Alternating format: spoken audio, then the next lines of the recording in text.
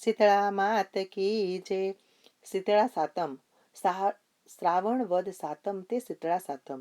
આ દિવસે સૌભાગ્યવતી સ્ત્રીએ સવારે ઠંડા પાણીથી સ્નાન કરી શીતળા માતાનું પૂજન કરવાનું. આ દિવસે આગલા રાંધણ છઠના દિવસનું રાંધેલું તાડું ખાવાનું. ચૂલો સળગાવાય નહીં. વ્રત કરનારે સવારે પાણિયારામાં શીતળા માના નામનો દીવો કરીને કથા કહેવી, સાંભળવી. આ વ્રત સ્ત્રીઓ માટે કલ્યાણકારી છે. એક ગામમાં દેરાણી જેઠાણી અને સાસુ એક ઘરમાં રહે. બંને વહુઓને એક એક દીકરો હતો. એમાં મોટી વહુ ભારે ઈર્ષાળુ હતી. નાની વહુ સીધી સાદી અને ભોળી હતી.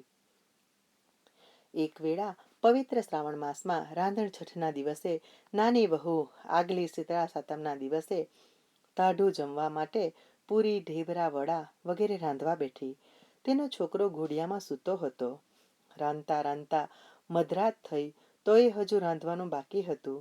તેવામાં છોકરો રડ્યો એટલે નાની વહુ રાંધવાનું પડતું મૂકી ચૂલો સળગતો રહેવા દઈ છોકરા પાસે ગઈ અને તેને બહાર કાઢી ધવડાવવા લાગી. તે ધરાઈ રહ્યો ત્યારે તેને ઘોડિયામાં સુડાવી બેસીને ઝોકા ખાવા લાગી. એવામાં ઘરમાં શીતળા માતાની પધરામણી થઈ. તે ઘરમાં ચૂલો સળગતો જોઈ ક્રોધે ભરાયા ને તેમાં આડોટ્યા. તેમણે વહુને શ્રાપ આપ્યો કે જેવું મારું શરીર બળ્યું તેવું તારું પેટ બળજો. શીતળા માતાનો માતા તો શ્રાપ આપીને ચાલ્યા ગયા. સવારે નાની વહુએ ઘોડિયામાં છોકરાને જોયો તો તે બળીને ભડથો થઈ ગયો હતો. દેરાણીનું આક્રંદ સાંભળી જેઠાણી દોડી આવી, સાસુ દોડી આવ્યા ને ભડથું થઈ ગયેલો છોકરો જોઈ સમજી ગયા કે રાતના ચૂલો ઠાર્યા વગર વહુ સૂઈ ગઈ હશે, તેથી તેના પર શીતળા માતા કોપ્યા હશે. તેમણે નાની વહુને કહ્યું, વહુ, તું રાતે ચૂલો સળગતો મૂકીને સૂઈ ગઈ, તેથી શીતળામાં તારા પર કોપ્યા છે. હવે તો તું બળેલા છોકરાને લઈ તેમની પાસે જા અને ભૂલ કબૂલ કર, તો જરૂર માં તારા ઉપર દયા કરશે. સાસુનું કહેવું માથે ચડાવી દેરાણી તો બળેલા દીકરાને એક ટોપલામાં રાખી શીતળા માને મનાવવા ચાલી નીકળી. ચાલતા ચાલતા માર્ગમાં બે તળાવ આવ્યા એટલે દેરાણી ટોપલો ઉતારી તળાવમાં પાણી પીવા જાય છે. ત્યાં જ તળાવમાંથી અવાજ આવ્યો, બાઈ, પાણી ન પીસ, મરી જઈશ. અહીંનું પાણી પીએ તે મરી જાય છે, પણ તું ક્યાં જાય છે? દેરાણીએ કહ્યું, શીતળામાં મારા પર કોપ્યા અને મારા છોકરાને બાળી નાખ્યો, તેથી છોકરાને ઉગારવા માટે શીતળા માતાને વિનવણી કરવા જઈ રહી છું. તળાવમાંથી અવાજ આવ્યો, તું મા પાસે જાય છે તો અમારા માટે પણ પૂછી આવજે કે અમારા તળાવનું પાણી જે પીએ છે તે કેમ મરી જાય છે. દેરાણી માથે ટોપલો મૂકી આગળ ચાલી તો માર્ગ વચ્ચે બે આખલા ઊભા હતા. બંનેના ગળામાં ઘંટીના પડ હતા ને બંને એકબીજાને ગોથા મારી રહ્યા હતા. પણ નાની વહુને પાસે આવેલી જોઈ બંને લડતા બંધ પડ્યા ને તેની પાસે આવીને કહેવા લાગ્યા, બાઈ, તું રડતી રડતી ક્યાં જાય છે? દેરાણીએ શીતળા માતાના કોપની વાત કરી કહ્યું, હું તો માને વિનવવા જઈ રહી છું, માના કોપને નિવારવા જઈ રહી છું. આખલા બોલ્યા, બાઈ, અમે પરભવના કોઈ પાપને લીધે આખો દિવસ લડ્યા કરીએ છીએ. અમારા ગળામાં ઘંટીના પડ રહેલા છે, તેના ભારથી અમે પીડાઈએ છીએ, તો તું શીતળા માતાને અમારા દુઃખનું નિવારણ પૂછતી આવજે.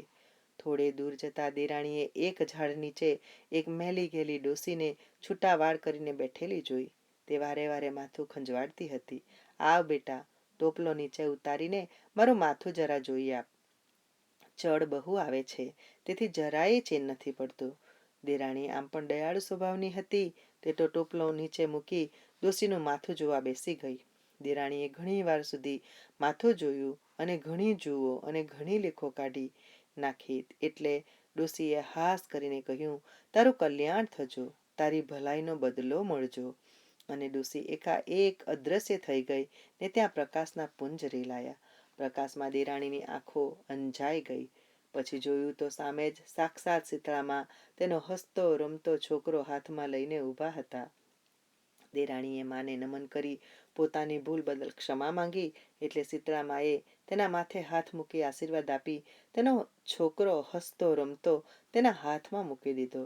પછી દેરાણીએ બે તળાવના દુઃખની વાત કરી તો શીતળા માતાએ કહ્યું, બેટી, એ બંને તળાવ પરભવમાં સ્ત્રીના રૂપમાં શોક્યો હતી. તેને ત્યાં કોઈ ચીજ વસ્તુ લેવા આવે તો તે આપે નહીં. તેમના ઘરમાં વલોણું થતું, પણ જો કોઈ દોણી લઈને છાશ લેવા આવી ચડે તો પાણી નાખીને છાશ આપે.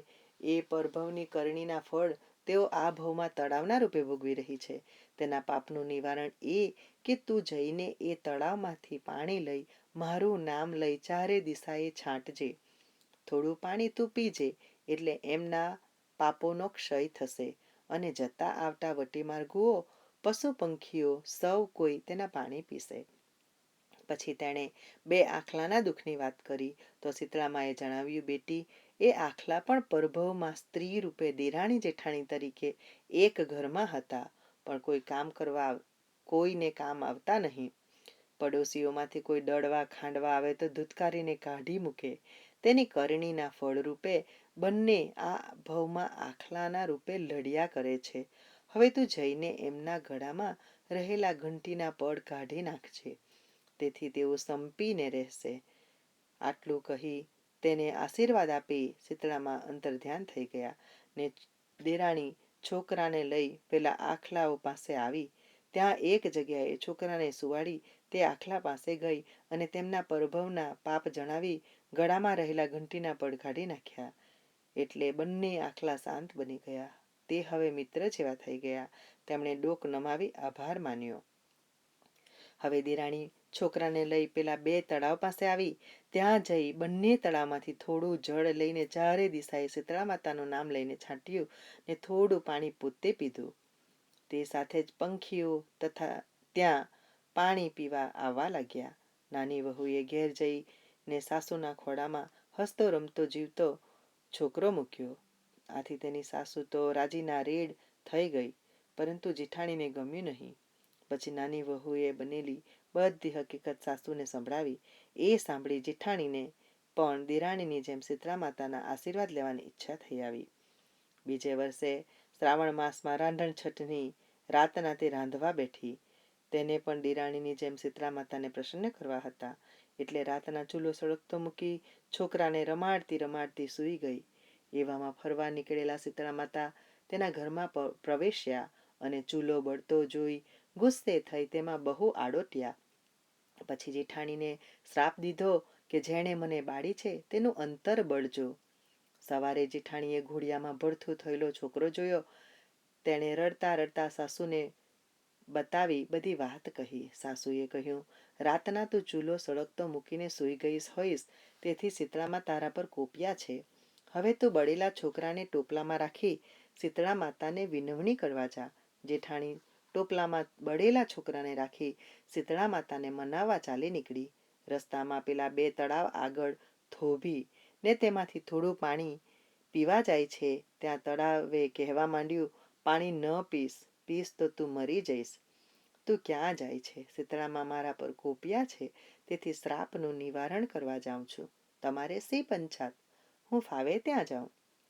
તળાવે કહ્યું, બાઈ, તું ભેગા ભોગી અમારા દુઃખનું નિવારણ શીતળા માતાને પૂછતી આવજે. જેઠાણી છણકો કરીને બોલી, હું તો મારું કરું કે પારકી પંચાત કૂટવા બેસું? તમને ગરજ હોય તો તમે જ જાવ ને. આગળ જતા પેલા 2 આખલા લડતા હતા. જેવી જેઠાણી તેમના પાસે ગઈ તેવા જ તે શાંત બનીને તેની પાસે આવીને કહેવા લાગ્યા, હે બાઈ, તું રડતી ક્યાં જાય છે? શીતળા માતાને મનાવવા જાઉં છું. હું ગમે ત્યાં જાઉં. તમે શું કરવા પંચાત કરો છો? જેઠાણીએ ક્રોધથી કહ્યું. આગળ ચાલતા એક ડોસી ઝાડ નીચે માથું ખંજવાળતી બેઠી હતી. ત્યાં જઈ જેઠાણી ટોપલો નીચે ઉતારી થાક ખાવા બેઠી. તેને જોઈ ડોસીએ કહ્યું, બાઈ, તું જરા મારું માથું જોઈ આપને. જેઠાણી છણકો કરીને બોલી, જો તારે જોવું હોય તો, હું કંઈ તારા જેવી નથી. આમ કહીને તે માથે ટોપલો મૂકીને શીતળા માતાની શોધમાં ચાલી. અંતે થાકીને તે મરેલા છોકરાને લઈ પાછી ફરી. પછી પાડોશીઓએ છોકરાના અંતિમ સંસ્કાર કર્યા. દેરાણીને ભક્તિભાવથી સુખ સાંપડ્યું અને જેઠાણી તેના લક્ષણે દુઃખી થઈ ગઈ. હે શીતળામાં, તમે દેરાણીને ફળ્યા તેવા તમારી ભક્તિ કરનારને ફળજો ને તાઢક આપજો. જય શીતળામાં.